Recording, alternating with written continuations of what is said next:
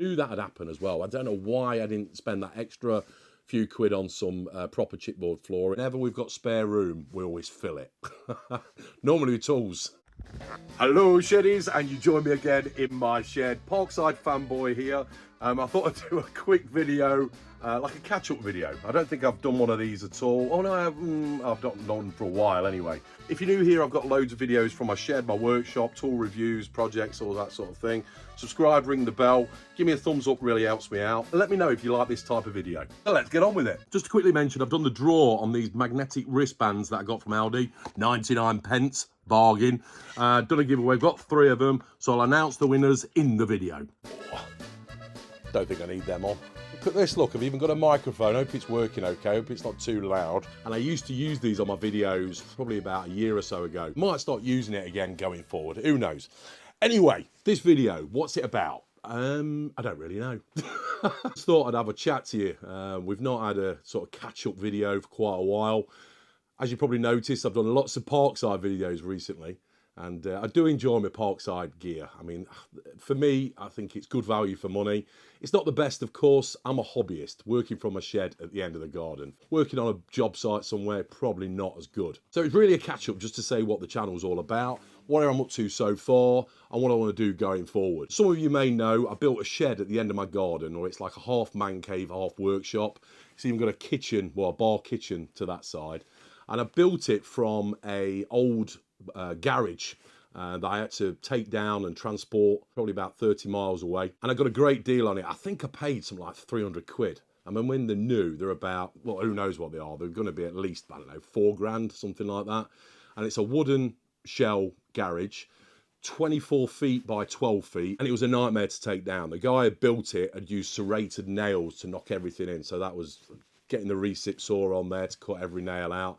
I didn't get much footage of that actually. I did a video on me building it in the first instance, which was old photos, etc. It's not that clear because I didn't think I was going to do a YouTube channel. So I've learned going forward that it's worth documenting everything by video, because who knows, there might be some good content that you guys want to see as well.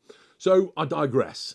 So I built this shed at the bottom of the garden, and I was thinking, oh, shall it be a workshop, complete workshop? So put my tools in here, workbenches all the way around, put a workbench in the centre, and I thought, I'm not going to use it all the time for building stuff and making stuff like DIY projects. So I sort of split it and I made it like a multifunctional shed. So at one end down there, I've got my office area. I work from home a lot, so I've got my laptop, my computer and everything around a desk. Then I've got a few sofas that I use when people come round, and we use it for a social shed as well. I've got a projector screen behind me that pulls down so we can watch movies in here and sports and the like. And then TV's up in here as well, so we can watch TV. And I've got a great sound system, loads of amplifiers, so we can blare the music out. I've got disco lights. You may have seen this already in other videos, but I thought I'd do a catch-up video for anyone that's just subscribed. And thanks very much for subscribing. It means a lot. New and old subscribers, it blows me away every time I get a new subscriber. It really does. And I don't look at it as a number. I look at it as a person. And when your comments come through as well, it's fantastic. And I'd never say the good and bad comments, because they're all good. Constructive criticism, brilliant. When I do something wrong, safety-wise, brilliant. Because a lot of the time I'm quite safety conscious, but then sometimes I'm filming and then I sort of get away with the fairies, and then I forget to put my mask on or put the wrong gloves on or whatever else. So thanks for bringing it up in the comments. And I always say, look, I'm a DIY hobbyist. Do your own research, do your own checks, your own safety checks first. Please don't follow my example. Do your own thing. It's your choices. You can get any ideas from these videos. That's brilliant. What I find having a workshop shed or a man cave, it's a real stress reliever. You have a long week at work and then you get to the weekend and you just potter around. You might know I've not always had a large shed. I'm lucky to have it, but it took me a while to build this to get it to the point I'm at now. Before that, I had a little shed. It was this thing that cost me 50 quid, second-hand one that I built. And it just had a little tool wall in there, and I used it a little bit for an office as well. But whenever we've got spare room, we always fill it. Normally with tools. Of course, the best 3 tools you could ever have are these and this here. Everything else is a bonus. But when we make something, we could probably buy it for cheaper and a lot quicker, and it'd probably be better quality. But it's the achievement, the satisfaction in holding it, knowing you made that from nothing. Always good as well to face a new challenge. You may have seen I've done a few videos on house renovations I did, where I did a lot of work in there, a lot of trades that I'd never done before. A lot of it taught me a lot of hard work, working till late, working all through the weekend. But I saved a lot of money doing it like that. I've got some other house-related projects that I'll probably want to do in other videos later down the line. A lot in the garden I've got to do. For me, though, it's the enjoyment of actually making the video and editing the video, the full process. Is in every video, I always forget to put something in there as well. I probably should write, not a script, but like bullet points. Like in this video, for example, I guarantee I'll release it and go, oh, I should have mentioned that as well. I should have mentioned that. But anyway, that's life. But I might do a few more videos like this. Just give me your feedback. What do you think? Mix it up a little bit. I might have bored you to sleep. Some tools I might be using them in the wrong way. But I'm just the average person. And I think that's what the channel's all about. Just the average person working at home, doing things, pottering in their shed or workshop. I'm certainly not going to make things for a living, but I enjoy it. I like making stuff. I always had, since I was a kid, I like just building things. This great satisfaction in just building something from scratch and seeing it and knowing if it's looked after, it'll last forever. I've got a lot of respect for people that have an allotment. Muddybootz, Nigel, talking to you as well. I had an allotment and I had to give it away actually, just having a time in the day to do anything with it. I've got a full-time job and I work late at nights, most nights as well. So having an allotment was never going to happen. That's sort of down the line retirement. But my respect for people that have got an allotment is that if you took all the hours into consideration, the time and effort to grow vegetables, then yes, you could probably go out and buy them organically grown, the most expensive fruit and veg, and you probably would be about the same. I don't know. But what I'm trying to get at is that it's the love of it and the fact that you produce those vegetables, those flowers or whatever from scratch. And the respect I've got is that every year you do the same. That's brilliant. When we're talking about all the channels, check out Nigel at Muddybootz. In fact, I'll put his name on the bottom here now. Other channels that I'm sure a lot of you follow as well. Rag and Bone Brown, Keith Rag and Bone Brown, amazing channel. He repurposes old timber, builds things from scratch. It's a great channel. I've followed him for years. Another one, great guy, Doug, Fleet's Woodshop. Check his channel out if you haven't seen it already. He's got the best workshop I've ever seen in my life. Badger Workshop as well, Matt, another great channel, woodworking channel mainly. And then we've got people like Peter Millard, fantastic. The detail and the explanations that he does in his channel on quality tools. And he does do the cheaper tools as well for reviews, etc. So he's definitely worth watching. Scoutcrafter, you've got to check his channel out. I know I've mentioned him a few times. Just the sort of guy you'd want to live next door to. I think I'll just be borrowing his tools all the time though. The wisdom and the knowledge and the sharing of his knowledge as well, it's priceless. And I think that's the great thing about YouTube. We can share ideas we've got, and it might not be the best idea, but someone could take that idea and turn it into something else, and they can turn it into something else, and someone else can turn it into something else, and you've got a thing that works perfectly. And that's why the comments are so good as well, sharing information, sharing ideas, things that are not quite obvious sometimes. I think sometimes we're blinkered in life and we're doing something and then he comes in with a comment and you go, oh yeah, of course, why didn't I do that? I've got tool reviews before, mainly Parkside, occasionally at Audi as well, the Ferex stuff.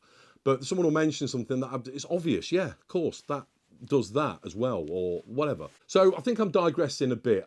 As you see, there's no script, it's just me waffling on. So up to now, I started my channel probably 2 years ago, and it was really to sort of show what I do get up to in my shed, building stuff, making stuff, the tools I buy, and it sort of progressed from there.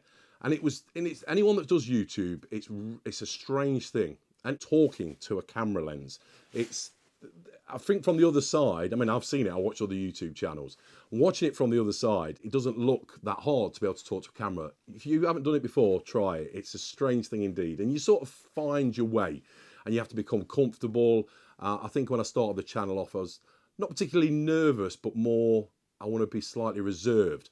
And anyone that knows me, I'm not particularly reserved at all. A lot of me that know me as a bit of a bull in the china shop. Can talk for hours, waffle on about all sorts. And I like the thing, and that's the thing, I like people.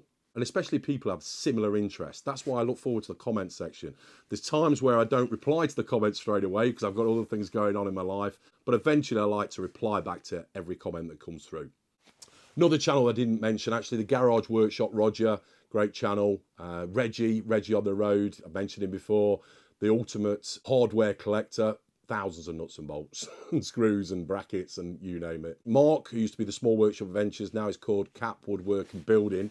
He hasn't put a video up for a while. I do a live stream with him called Shed Space. We do it on, we haven't done it for the last couple of weeks actually, but we do a live stream just talking about sheds, woodworking, materials, tools, movies, whatever comes to light really. It sort of progresses from one point of conversation, it just leads off in any direction. Again, no script. Brett, Useless to Useful, check his channel out, you'll love it. Another one is Frank Williams. He does a lot. He's got a great garage workshop. And if I'm not including any channels that I do watch, I'll mention you next time. Let me just check that microphone's working. Yeah, seems good. Hope. Beep, beep. Did my first few videos, I had this DSLR camera. And I took ages doing one particular video. I was making a mask, like from the film Venom. And it took me hours and hours and hours. And I was trying to get the framing right. And then I used... clear my throat. And then I used a GoPro. I was using that for a while. But the good thing about using an iPhone, if anyone wants to set up a YouTube channel, do it. Definitely do it. And if you don't worry about cameras, anything, just get use your own iPhone or smartphone. I do all my editing on there as well. So you literally do not need any other equipment than your iPhone. Good storage though. You definitely need good storage.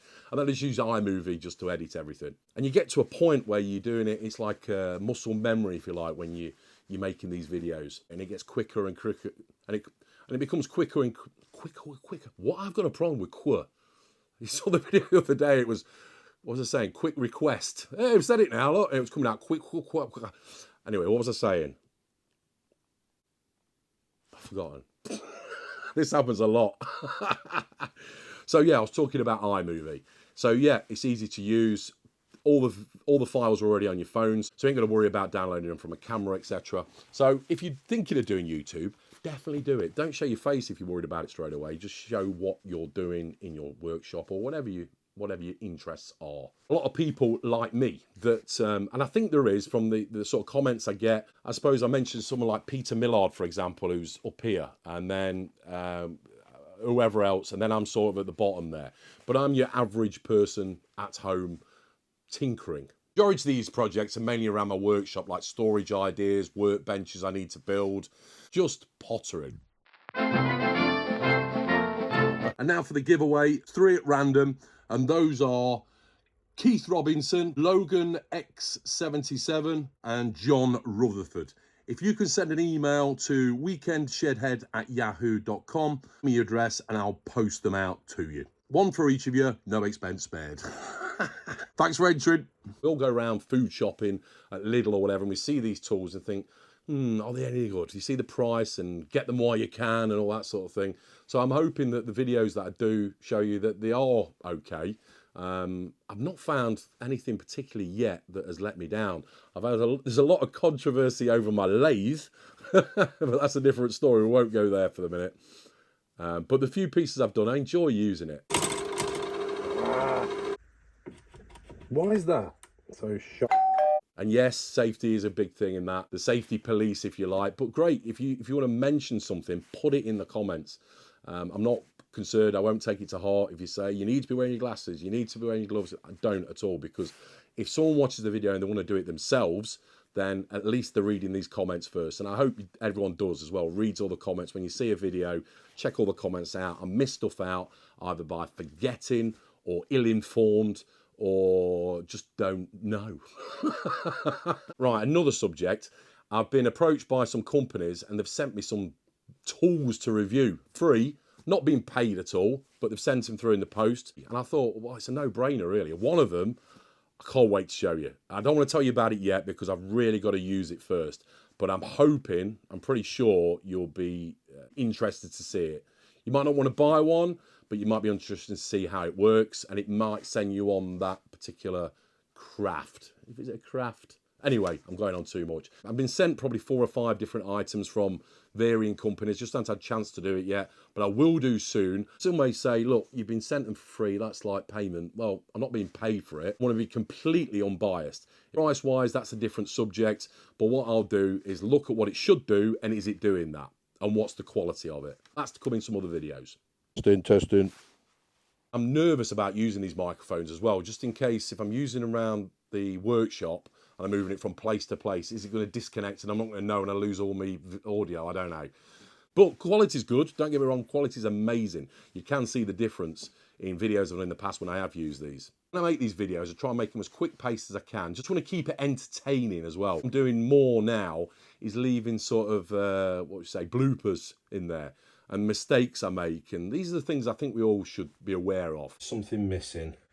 What's missing out of this? That goes on there. Missing a piece off it. Typical. Right. I did have another one. I had a better one somewhere.